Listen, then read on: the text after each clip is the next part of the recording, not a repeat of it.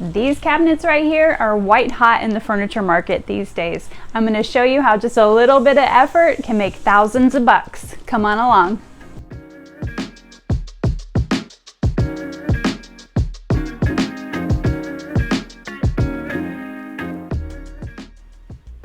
I found these curio cabinets at an auction site and I absolutely adored them. I saw so much hidden potential. Plus, these are white hot right now in my furniture market. There were 3 of them originally and I couldn't wait to get my hands on them, but unfortunately, everybody else in the Dallas market was after these as well, and somebody else let them in on the fact that these are really in style right now. Anyways, long story short, I finally gave up on the 3rd one, but I came home with 2. I spent a total of $205 between the 2 of these. I was a little sticker shocked, but they also should sell for a pretty penny, so stay tuned and let's see what happens.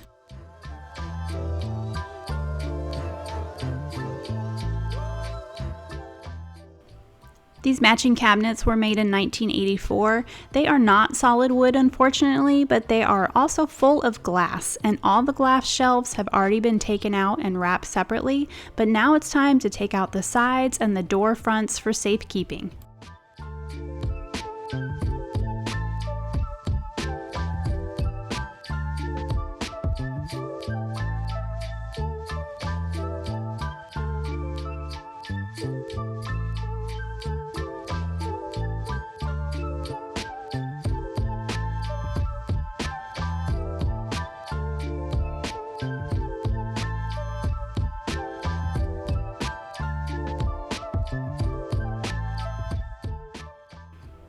I labeled all the screws, the door pulls, the glass, everything where it went originally, so when I put this back together I won't have any problems. I also took out this brass hardware light that was inside both of the cabinets. I'm not so sure that I'm going to reinstall this, but I'll tuck it away for later.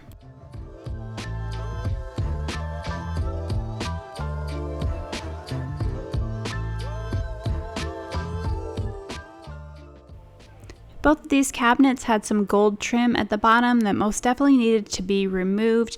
I got some screwdrivers out just to help loosen this up a bit and see if I could just rip it off. It was a lot harder than I thought it was going to be.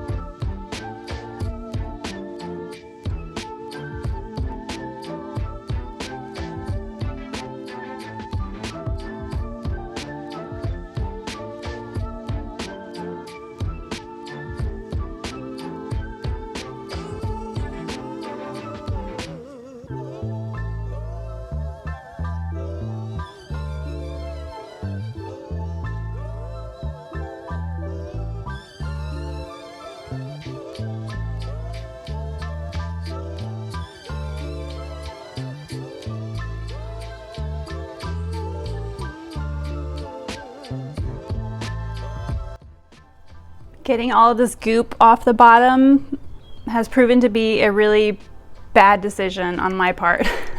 I don't know how I would have left that trim on there. I guess I really wouldn't have, but it is taking forever for me to get this glue sticky stuff off of here.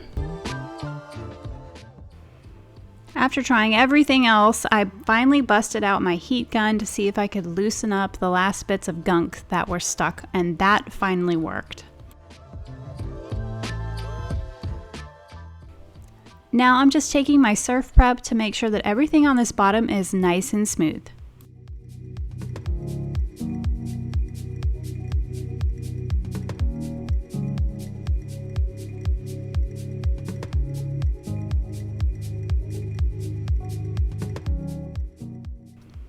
We checked to see if we could take the glass out of the back first, but it looked a little too difficult and time consuming. So we went ahead and just used our butcher block paper to cover up the glass that was on the inside, so we're making sure not to get any paint on it.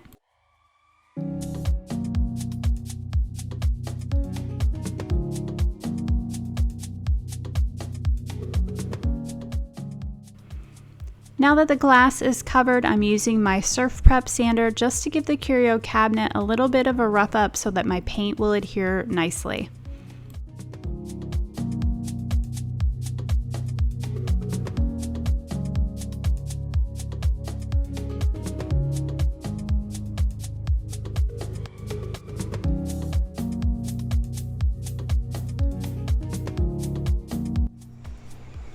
got it all taped up and scuff sanded, and then I realized and went back through all my footage. I don't think I ever cleaned this guy. I would not be surprised. There were so many steps in the beginning with removing the glass and the doors, etc. I think I just skipped right ahead. Like, I can't find any footage of it in my camera, so I don't know. Let's clean it now. I'm going to use some Simple Green and some warm water and get all the gunk off these guys.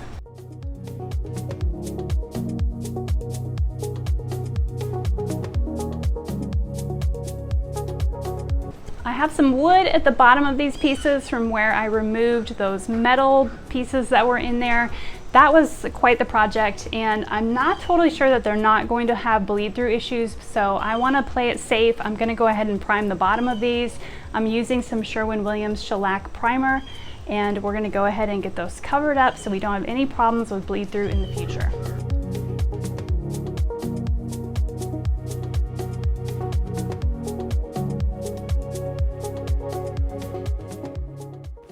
I'm going with my old tried and true Sherwin-Williams Emerald Urethane trim paint for this project.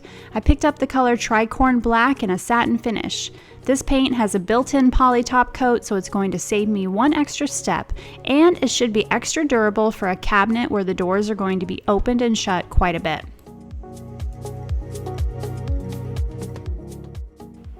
I'll load this into my gravity-fed HVLP spray gun and we should be good to go. This is a water-based product, so if I find that it is a little thick, I'll just add about a dollop of water to this and it'll go through my spray gun with no problems.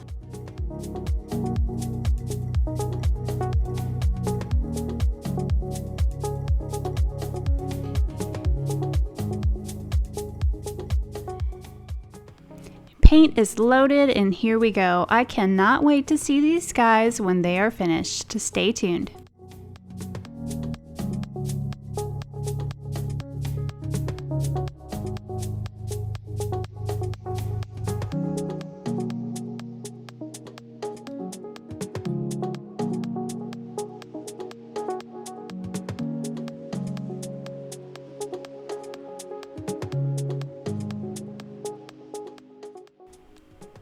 If you ever work on cabinets, I always like to spray the inside of the cabinet first. That way you make sure that you're not bumping to any wet paint that's on the outside of the cabinet, so I always save the outside for last.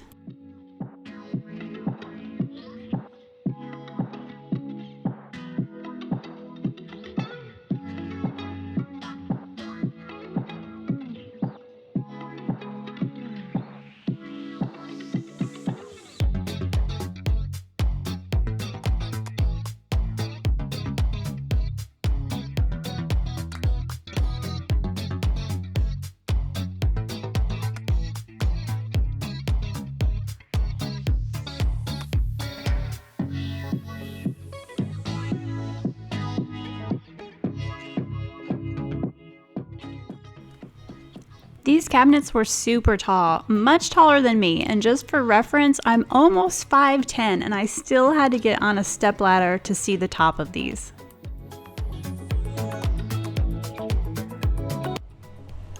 It's day 2. I let the insides dry overnight. I gave them 2 coats of paint before I stopped yesterday. The outside has only had 1 coat, so I'll finish up the 2nd coat on the outsides today, and then we should be almost done.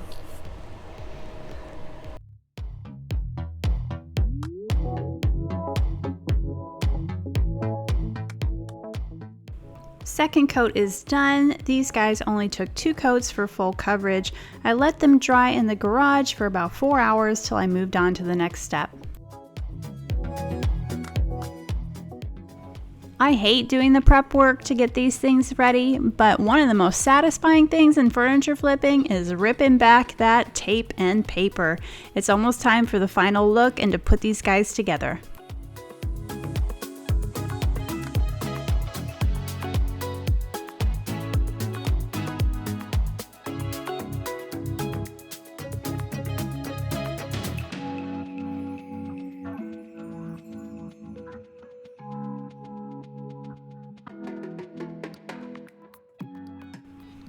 These are actually too tall for me to stage in my garage, so we're going to move them inside and see how they look staged in my dining room.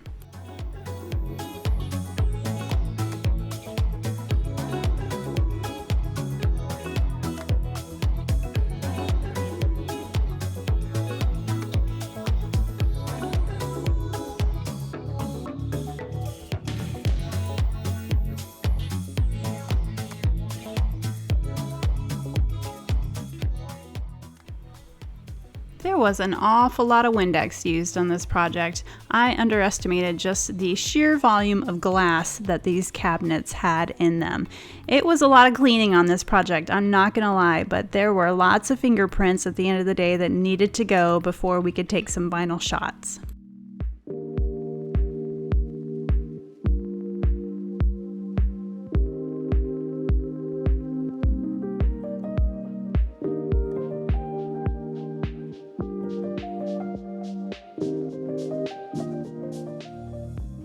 Labeling all the pieces at the beginning sure did help. We got this thing back together in no time.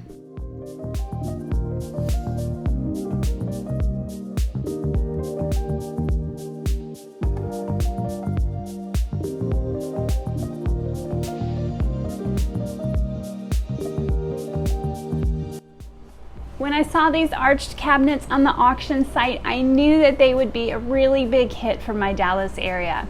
I was really excited to refinish them and give them a more modern and updated look. They needed to be brought out of the 1980s. However, as I was refinishing them, I personally just really fell in love with these cabinets and the style of them, and I knew that they would look so good in my own house. I rarely ever get to keep pieces of furniture for myself, but this year I'm trying to make more of an effort to do that and update the things that I have in my home. So I made the tough decision to keep these all for myself. I know this is the most I've ever spent in an auction, but the truth is I'm never gonna find these again. These are sort of a once in a lifetime thing for me to stumble across on an auction, and I've never seen them before, and I don't want to risk that I may not ever see them again and end up selling these guys just because I know that they're going to bring in a big profit. And just so my resellers know, right now arched cabinets like these are going from anywhere from $800 to $1,000 a piece. So I know that these are worth quite a bit of money, but again, the chances of me finding these are going to be really, really super rare, and I'm going to end up paying a lot more in the long run. So if they already match my home and my design aesthetic, I think I'm just going to keep them all for myself. Be sure to check out my video on how I flipped my dining room table. You can catch that one next right over here, and I hope to see you next time on Lemons to Lemonade Furniture.